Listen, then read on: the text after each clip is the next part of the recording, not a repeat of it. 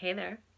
I hope that you've been enjoying your excavations into the relationship between desire and fear and how that applies to you, because now we are going into exploring the next relationship on the list, which is the relationship between desire and power. Power is a big one, especially in the world that we live in today, where we see power being misused. We see power being used to gain power over people or to do things that don't feel right or good or kind. So it's not surprising in our culture that there is judgment around power.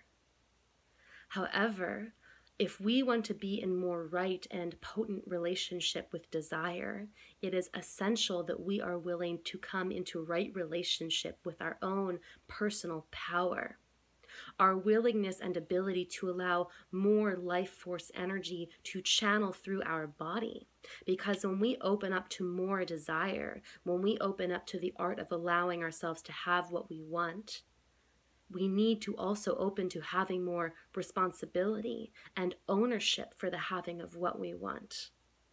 For example, if you are wanting to have a higher paying job, or if you are wanting to have a relationship that you feel incredibly met by, in order to invite in that bigger desire, it beckons us to ask the question, who is it that I need to become in order to be an energetic match, not only to receive this desire, but to be able to sustain the power of it?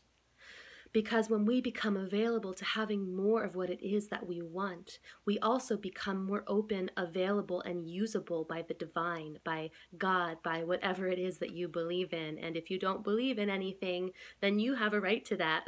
We might not be an ideal fit to work together, but I'd be open to seeing how that could work. Because I'm actually not attached to anyone believing anything specific. But I digress. So the relationship between desire and power, being willing to realize that our actions, and not just our actions, but our thoughts, our emotions, our beliefs have impact. That what we believe, how we allow ourselves to feel, and what we choose to focus our attention on impacts the reality that we create. If we are constantly perpetuating and thinking the belief that I can't have what I want, I'm not worthy of what I want, I'm a victim of my circumstances, all men are pigs, all women are stuck up, whatever the story is, like I'm the exception to the rule, that is indeed the reality that you will create. And so often when I see people resisting their relationship to their own desire, really, what they're resisting is a willingness to more fully inhabit their power, which is also our life force energy. Our power is also found in our sexual energy, which is also why we see so much drama and trauma and dysfunction around sexuality, because allowing ourselves to be a vessel and embodiment of the amount of energy that wants to run through our bodies when we open ourselves to this state of union is a lot. And we have not been taught how to stay grounded in ourselves as we open up to the energy of our desire, of our sexuality, of our power. So as we move on to the next video coming at you, I'll invite you to really explore, what is your relationship to your personal power?